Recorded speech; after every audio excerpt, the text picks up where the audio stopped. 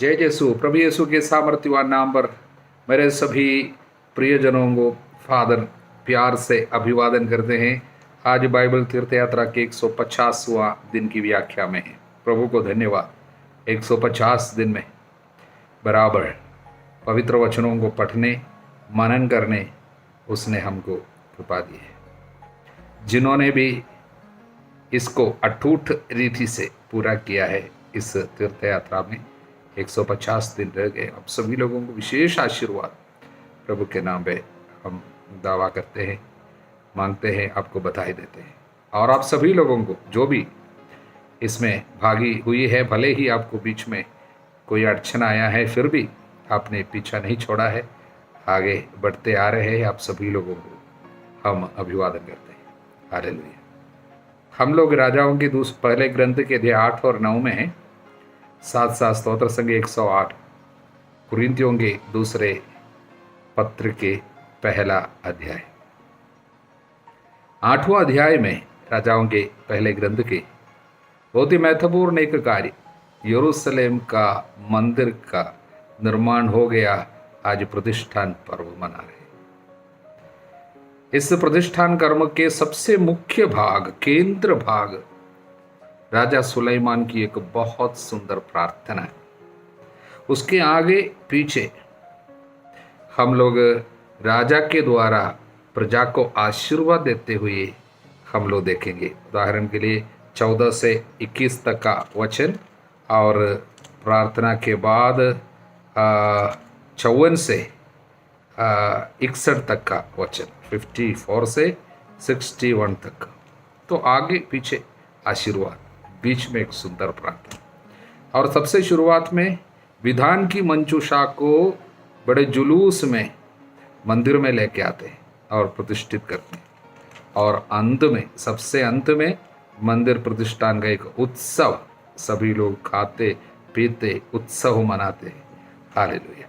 प्रियजनों, बड़ी सुंदर एक अध्याय है 8वां अध्याय, क्योंकि आने वाले 400 साल ये मंदिर इस्राएलियों के जीवन का केंद्र बिंदु रहे।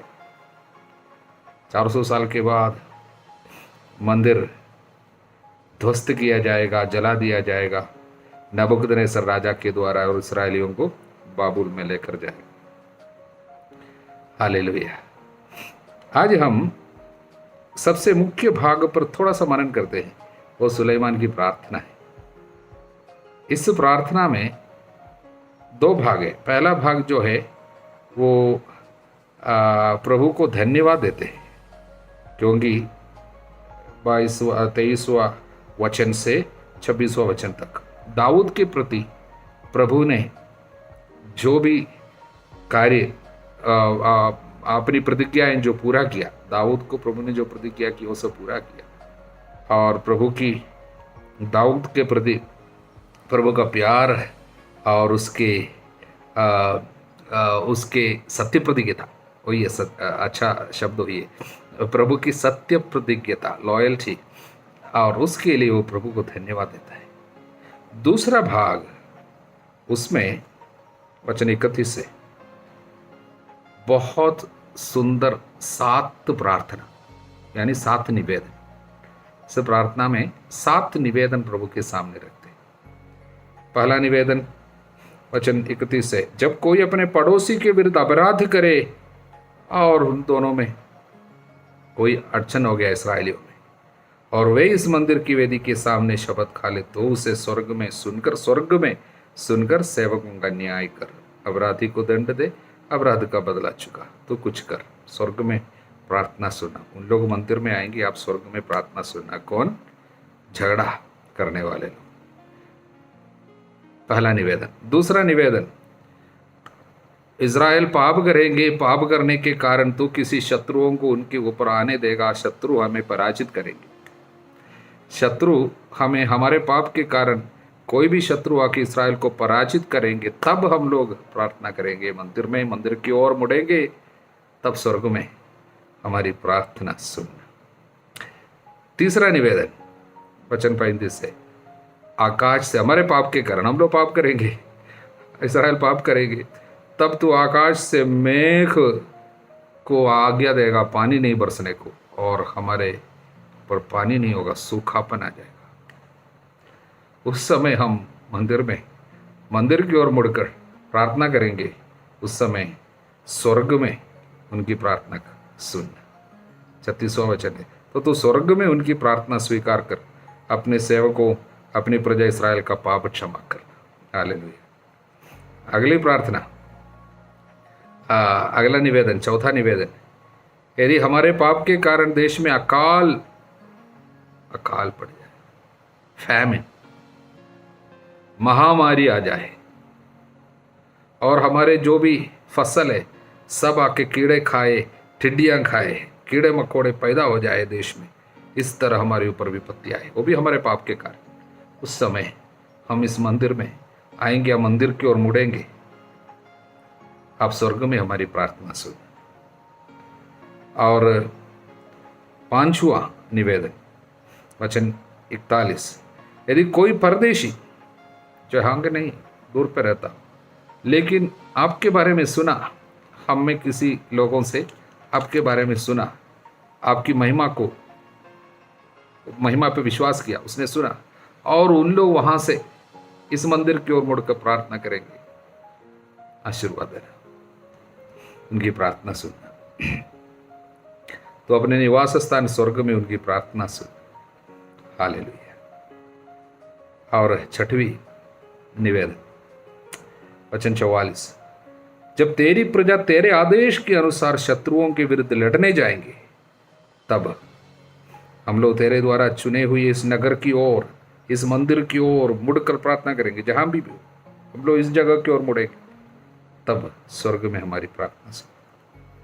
और अंतिम निवेदन, 46वां वचन, जब इस्राएली तेरे विरुद्ध पाप करेंगे, तब तू किसी और को भेजेंगे, कोई किसी शक्तिशाली देश को भेजेंगे, और वे हमारे ऊपर अधिकार करेंगे, हमको बंदी बनाकर निर्वासन में लेकर जाएंगे, हमें देश निकाले रहेंगे, हम लोग निर्वासन में चले जाएंगे, और हम लोग निर्वासन में आपको याद करेंगे, इस मंदिर की ओर मुड़कर प्रार्थना करेंगे, तो हमारे लिए स्वर्ग से कुछ करना।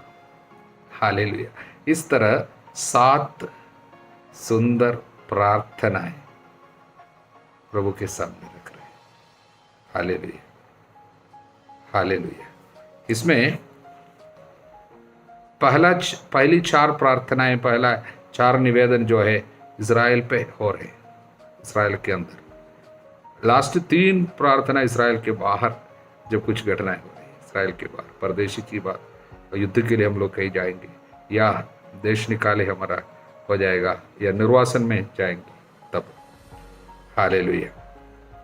इसमें सबसे मुख्य एक बात बार बार क्या बोल रहा है, स्वर्ग में हमारी प्रार्थना सुनना। वो ये नहीं बोल रहा है ये मंदिर में हमारी प्रार्थना सुनना, लेकिन वो बोल रहा है स्वर्ग में हमारी प्रार्थना सुनना। वचन 32 में है, मैं लेकर रख रहा था, 32 में है, 34 में है, 36 में है, और वचन 39 में है, और 43 में है, 43 में है, निवास स्थान स्वर्ग से सुना, और 45 में है, और वचन 49 में। इतने जगह में ये लिखा है कि स्वर्ग में हमारी प्रार्थना सुनना। क्यों? क्योंकि यहाँ पर राजा सुलेमान ये बताना चाहता है कि प्रभु जो है वो किसी एक जगह में केवल उसको सीमित नहीं कर सकता। हमने इतना सुंदर मंदिर सब बनाया, लेकिन लोग ये ना सोचे, सुनने वाले ये ना सोचे अभी प्रभु को हमने सीमित कर दिया, पकड़ के मंदिर में रख दिया। ऐसा कोई नहीं है कि किसी को आप ऐसे किसी शायद आप दूतों के बारे में सब लोग पहले बोलते थे, उनको हम लोग एक जगह में बांध कर रख सकता है, और जब हम लोग कुछ पूछेगा वो हमारे लिए काम करके देगा। हम लोग उनसे जाकर मांगता है ये कार्य हमारे लिए करना, क्योंकि हमने तुमको इधर बांध कर रखा है, ऐसा नहीं है। ईश्वर ईश्वर सर्वशक्तिमान है, पूरे स्वर्ग और पृथ्वी में व्याप्त है। प्रभु को हम लोग पृथ्वी के किसी एक जगह में केवल सीमित नहीं कर सकता, लेकिन ये मंदिर क्या है, इस मंदिर पे उसका नाम प्रतिष्ठित है, उसका नाम प्रतिष्ठित है। इसलिए इस मंदिर की ओर मुड़कर जब हम लोग प्रार्थना करेंगे, उसके नाम का आदर करते हैं। और क्या करते हैं, इसमें कई जगह में ये लिखा है कि ये प्रार्थना में बार बार वो क्या बोलता है, हम तेरी ओर मुड़ेंगे, हम लोग प्रभु की ओर मुड़ेंगे। उदाहरण के लिए 8 जगह में हमने इसको देखा। उदाहरण के लिए 29वां वचन, 30वां वचन, 33वां वचन, 35वां वचन, 38वां वचन, 42वां वचन, 44वां वचन, 48वां वचन। इसमें सब क्या लिखा है, इस जगह की ओर, इस नगर की ओर, इस मंदिर की ओर हम लोग मुड़ेंगे। We will turn to. ये कोई तांत्रिक या मंत्रिक या मैजिकल चीज नहीं है कि आप एक जगह की ओर मुड़ेंगे तब प्रभु आपकी प्रार्थना सुनना। लेकिन क्या है, हम तेरी ओर मुड़ेंगे, इस मंदिर की ओर मुड़ेंगे। इसका मतलब ये मंदिर एक ऐसी चीज है जो हमको आपकी याद दिलाते हैं, आपके कहने की याद दिलाते हैं और हमारे पाप की याद दिलाते हैं। आपके नियमों को हम याद करेंगे। इस मंदिर हमारे चुने हुए इस जगह पर प्रभु ने रखा। इसके बारे में हमने पिछले दिन देखा, कौन सी जगह में प्रभु ने चुना है, उस जगह पे मंदिर बन रहे हैं। और इस जगह पर इस मंदिर को प्रभु जब ठाने हैं, बनाए हैं, ये मंदिर हमारे लिए आने वाले दिनों में सभी देशवासियों के लिए, इसराइलियों के लिए एक ऐसा प्रतीक है जो हमको निरंतर वापसी के लिए बुलाता है। मतलब हम जब जब पाप करते हैं, हमारे ऊपर विपत्ति आती है। पाप का मतलब प्रभु से दूर हो जाना, विमुख हो जाना। तब हमारे ऊपर विपत्ति आती है, तुरंत ये मंदिर हमको याद आए। मंदिर हमको क्या याद दिलाते हैं, वापसी का याद दिलाता है। ये मंदिर इधर खड़े होते हुए निरंतर एक स्टैंडिंग इन्विटेशन हमको दे रहे हैं, यानी निरंतर हमको बुला रहे हैं, क्या, वापस आओ, वापस आओ, मेरी ओर मुड़ो। तुम्हारे हर एक विपत्ति का कारण मुझसे जुड़े हुए नहीं हो, इसलिए प्रभु आप हमको वापस बुला रहे इस मंदिर के द्वारा। इसलिए ये मंदिर एक पॉइंट है, एक पॉइंट टू टर्न बैक, एक fixed point two turn back, यानी एक स्थायी प्रतीक है जो वापसी के लिए हमको बुलाता है। इसलिए बार बार राजा सुलेमान क्या बोलता है, हम तेरी ओर मुड़ेंगे, इस मंदिर की ओर मुड़कर प्रार्थना करेंगे। ये संदेश है।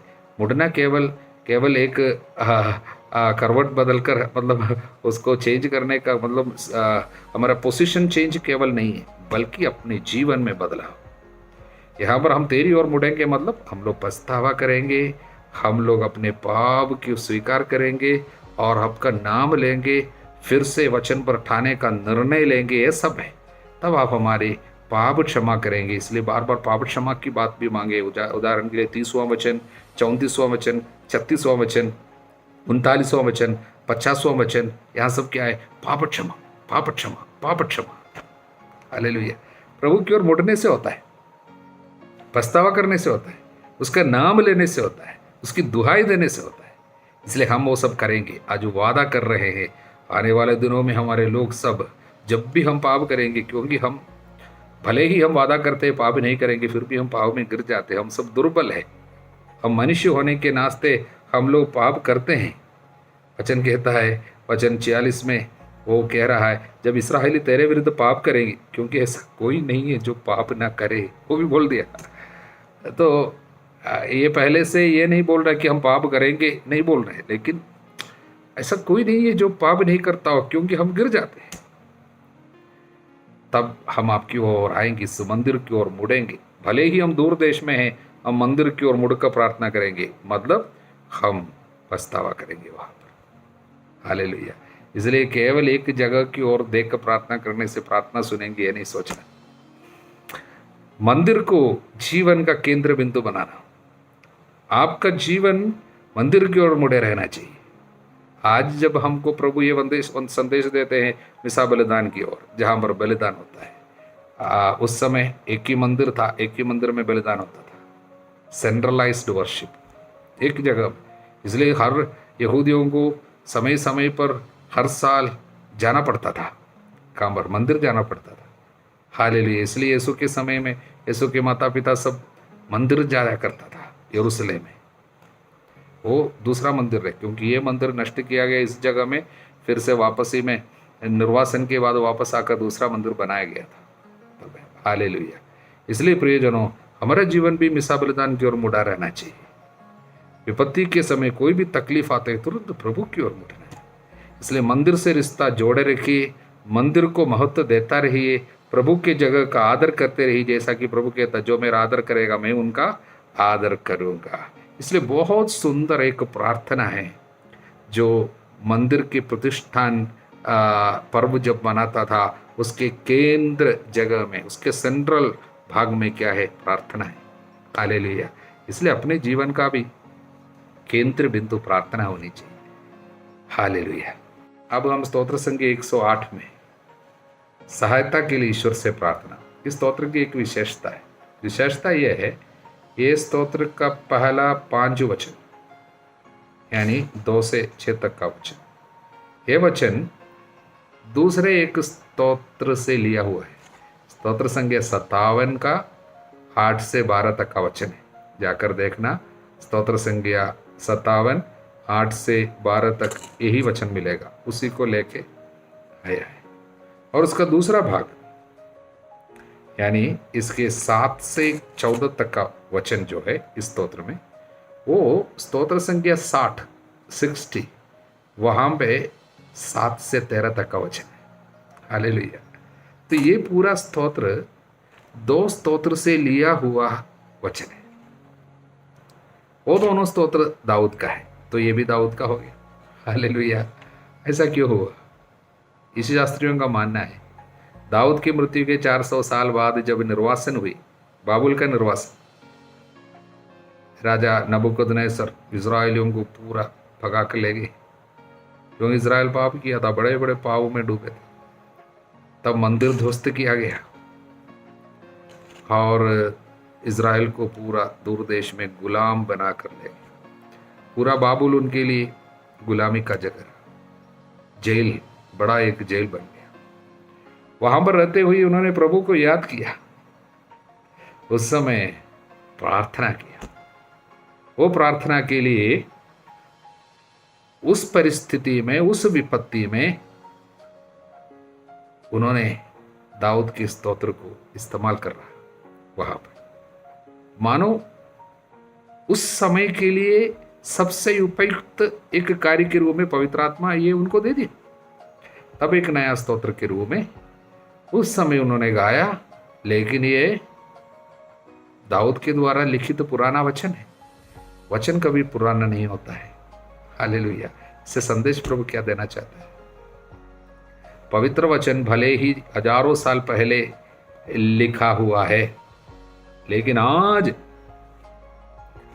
मेरे जीवन में एक विपत्ति आती है, एक संकट आता है, एक परेशानी आती है, तो मुझे इन वचनों को मेरी प्रार्थना बनाना है।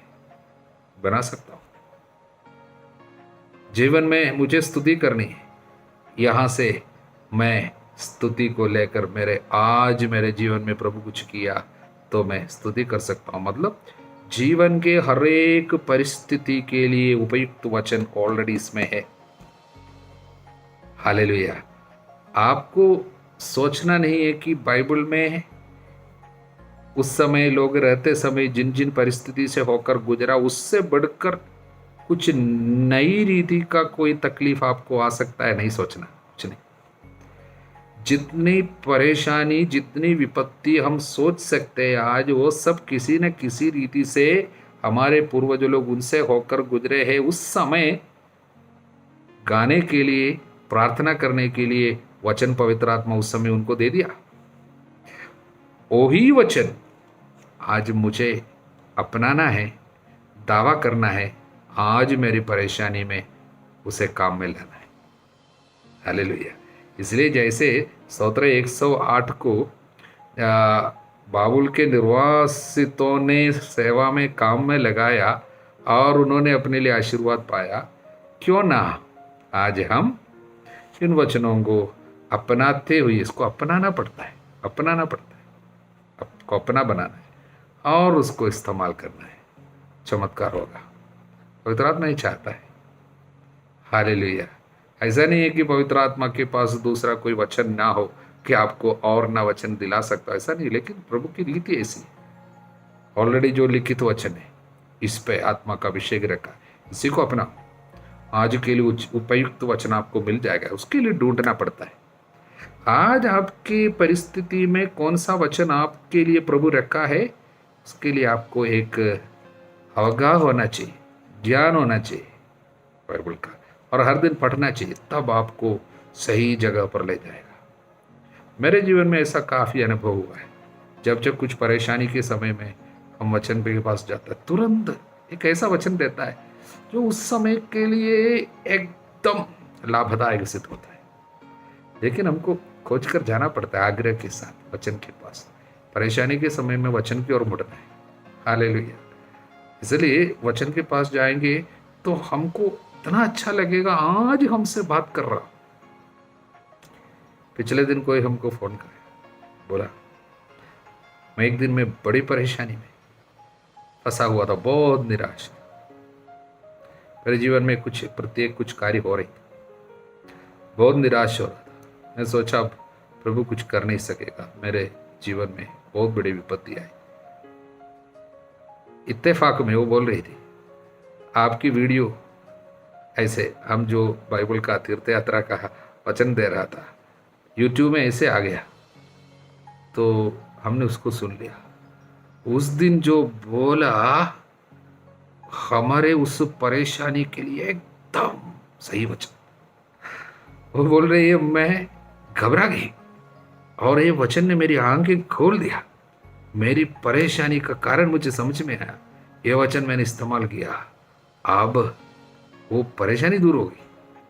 समय पर वो वचन नहीं मिला होता शायद मेरे साथ क्या होता मुझे पता नहीं, बोल रही। धन्यवाद। इसलिए प्रभु समय पर वचन देता है। इसलिए आज हमारे जीवन में जो परेशानी और 10,000 साल के बाद जो परेशानी आएगी, मतलब ऐसा होगा, तो इसे बोल रहा हूँ, वो सब के लिए भी वचन ऑलरेडी लिखा गया है। अभी कुछ जोड़ने की जरूरत नहीं, इसी में है, सब कुछ है, ऑलरेडी है सब कुछ। दुनिया की सभी परेशानियों के लिए उत्तर, सभी समस्याओं से बाहर आने की कृपा, ये सब कुछ वचन में ऑलरेडी प्रभु रखा है। हालेलुया।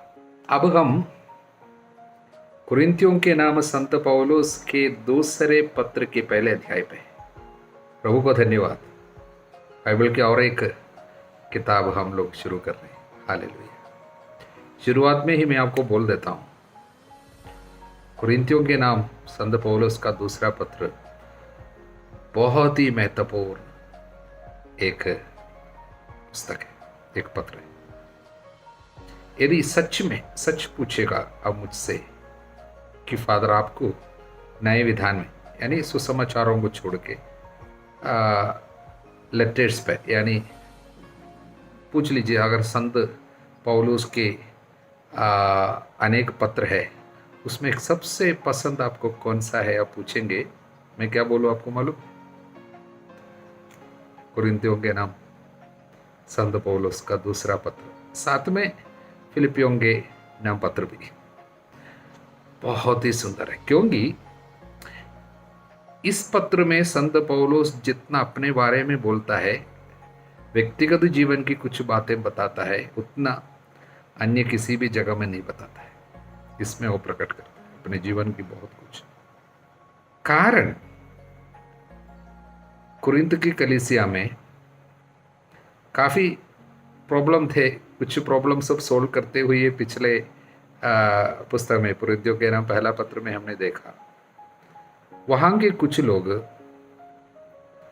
व्यक्तिगत रूप से पौलुस पर व्यक्तिगत रूप से कुछ दोष लगाया, ये बड़ा कमजोर आदमी है, इनकी कमजोरी को देखते हुए दोष लगाया।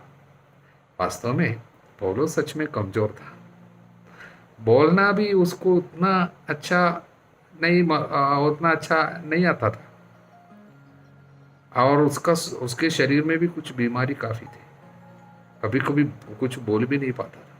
वास्तव में ऐसा था, बहुत कमजोर आदमी था, लेकिन उसकी कमजोरी में प्रभु ने कहा उसको बहुत सहना पड़ता था। इनके तकलीफ सब देखकर कुछ लोग इन पर डाउट किया, ये प्रभु का आदमी है क्या, ये कैसा प्रेरित बन गया, ऐसा पूछा। इसलिए पौलुस की प्रेरिताई पे, अपोस्टलशिप पे सवाल किसी ने उठाया। इसलिए पूरे इस पुस्तक पे, यानी कुरिन्थियों के नाम दूसरे पत्र पे, पौलुस डिफेंड कर रहे हैं अपने प्रेरिताई को, अपने अधिकार को। इसलिए वो पहले अध्याय में उसके लिए एक इंट्रोडक्शन दे रहा है। उसमें वो बता रहे हैं हमारा प्रभु हमारे हर एक संकट में हमको सांत्वना देता है। क्यों? जिससे इसी संकट से जो लोग जा रहे हैं उनको हम सांत्वना दे सके। हम सांत्वना पाते हैं जिससे हम दे सके। सांत्वना इसलिए पाते हैं क्योंकि हमारे ऊपर विपत्ति आती है। विपत्ति में हम सांत्वना पाते हैं जिससे हम उसी विपत्ति में पड़े हुए लोगों को सांत्वना देने वालक बन जाए। और वो कहता है प्रेरित होने का मतलब यही है, चुने जाने का मतलब यही है, दूसरों के लिए अनुग्रह का कारण बनना। उसके लिए स्वयं हमको तकलीफ में उतरना पड़ता है। हालेलुया। यदि हमें दुख भोगना पड़ता है, वचन 6, तो आप लोगों की सांत्वना और मुक्ति के लिए, यदि हमें सांत्वना मिलती है इसलिए कि हम आप लोगों को सांत्वना दे सके, जिससे आप धैर्य के साथ वो दुख सहने में समर्थ हो जिसे हम भोगते हैं। इसलिए संत पौलुस अपने अधिकार को प्रकट करने के लिए यहाँ पर जो बात को इस्तेमाल करता है वो उसका नाम है इंग्लिश में एंड्योरेंस, सहन शक्ति। आप लोग धैर्य के साथ वो दुख सहने में समर्थ हो, वो एक वचन है। इंग्लिश में एंड्योरेंस बोलता है, हिंदी में ऐसा उसके लिए एक शब्द नहीं है। सहन शक्ति में सब कुछ नहीं आता। जब इसने लिखा, कौन सी भाषा में लिखा ये पत्र? यूनानी भाषा में, ग्रीक भाषा में लिखा। ग्रीक भाषा में वो शब्द जो है हुपोमोने शब्द है, हुपोमोने, एंड्योरेंस।